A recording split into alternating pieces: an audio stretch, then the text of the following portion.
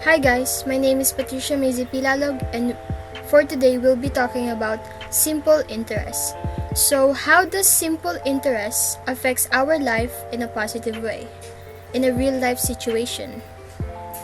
Let's find out.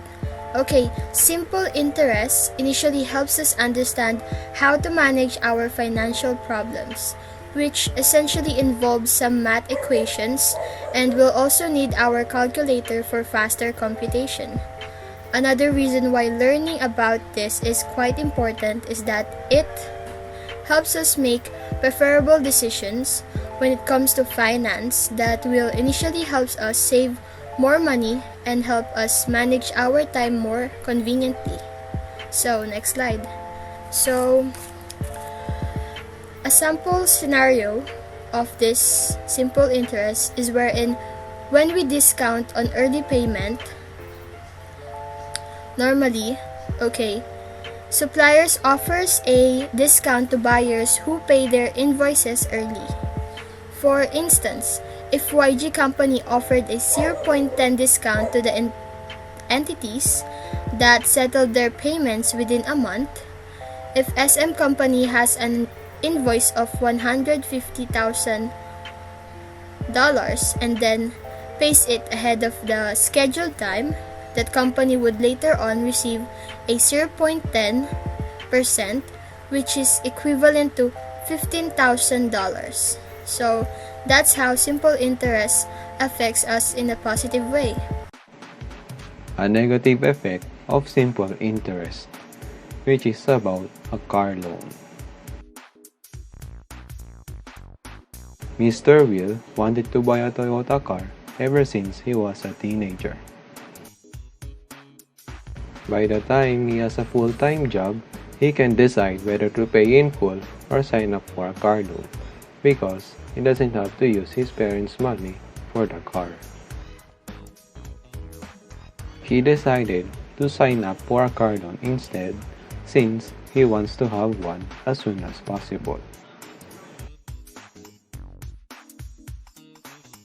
6 months later, he is enjoying the car he loaned.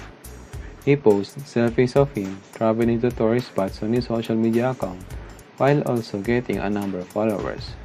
He was overjoyed because of them. But one day, his boss suddenly called him to go to the conference room. As confused as he is, he still decided to go to the meeting place. When he went inside the room, he sees almost all of the employees, which is surprising as it was a holiday that time. He was nervous as this doesn't usually happen, but his feeling was right. After a few speeches from the boss, he realized that some of the employees have to be laid off as the company is not in a good financial situation. Bad news for Mr. Will, he was one of the employees that will be laid off. He was out of the moment as the news was sudden. But while it was happening, he realized that what will happen to his car.